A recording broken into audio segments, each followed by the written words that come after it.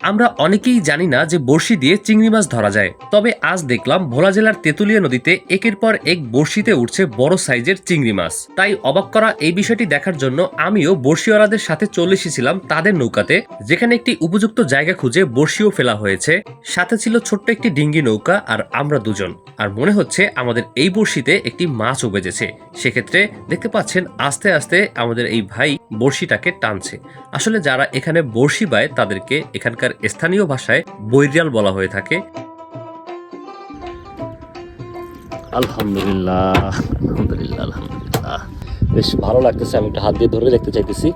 এটা হচ্ছে এটা মনে হয় ওই যে কি যেন বললেন না, গলদা চিংড়ি। এটা হচ্ছে গলদা চিংড়ি, একদম তর তাজা, বেশ ভালো লাগতেছে ভাই। সেই বড়শি দিয়ে চিংড়ি মাছ ধরার এই বিষয়গুলো নিয়ে আমার পেজে আরো বেশ কিছু ভিডিও ছিল, আশা করি সেগুলো আপনারা দেখে আসবেন। আর আজকে দেখতে পাচ্ছেন আমরা খুবই হ্যাপি ছিলাম মাছটা যেহেতু পেয়েছি।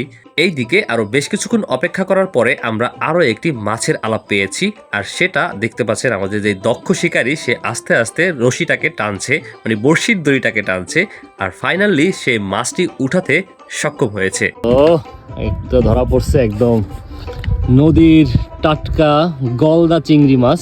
গলদা নাকি? গলদা চিংড়ি মাছ। চোখটা দেখতে পাচ্ছেন একদম আপনার ওই যে বাচ্চাদের যে খেলনা কাটিস আছে না, ওই কাটিসের মতো দেখা যাইতেছে। হাত পা লড়াচ্ছে, বেশ দারুণ একটা বিষয়। বাহ, রেখে দেন ভাইয়া, সেই হয়েছে।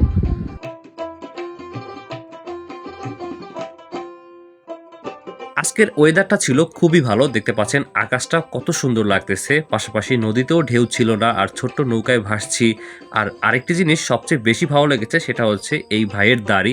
মাশাআল্লাহ, অনেক বড় দাড়ি রয়েছে ভাইয়ের। এইদিকে আরেকটি মাছ বেজেছিল, বাট দুর্ভাগ্যবশত মাছটি ছুটে গিয়েছে আর আমরা সেটাকে পাইনি। যাই হোক, এরপরে আমরা আবারও চেষ্টা করতেছি। তবে ভিডিওতে মনে হচ্ছে একের পর এক মাছ পাওয়া যাচ্ছে, কিন্তু না, এখানে কিন্তু ঘন্টার পর ঘন্টা কেটে যাচ্ছে। আমি জাস্ট আপনাদেরকে মাছ পাওয়ার বিষয়টা এবং মুহূর্তটাই দেখাচ্ছি। এবার আরো একটি মাছ পাওয়ার সম্ভাবনা, আশা করি অনেক বড় মাছ হবে।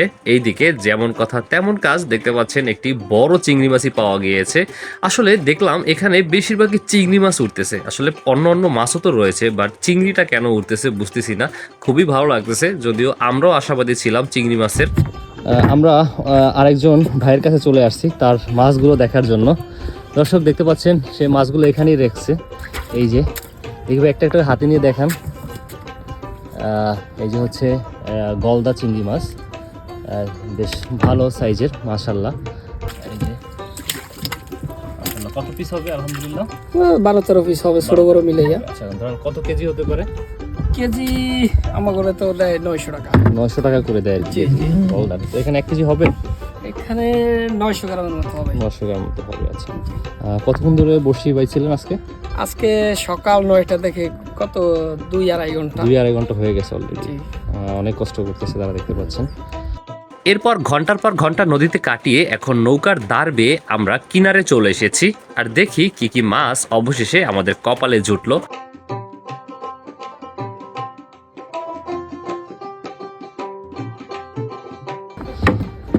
আমরা এখন দেখবো কি কি মাছ আমরা পেয়েছি এতক্ষণে বড়শি বেয়ে। নৌকার মধ্যে যে মাছগুলো দেখতে পাচ্ছেন এগুলোই ছিল আজকের হিট, তবে অনেক কষ্ট করেছে। যদিও সবসময় মাছ পাওয়া যায় না, আজকে যা পেয়েছে এটা অনেক তুলনামূলক কম। শুনেছি এর চেয়েও বেশি মাছ তারা পেয়ে থাকে। তো বন্ধুরা, কেমন লেগেছে ভিডিওটি অবশ্যই জানাবেন কমেন্টে। ভালো থাকবেন সবাই, আল্লাহ হাফেজ।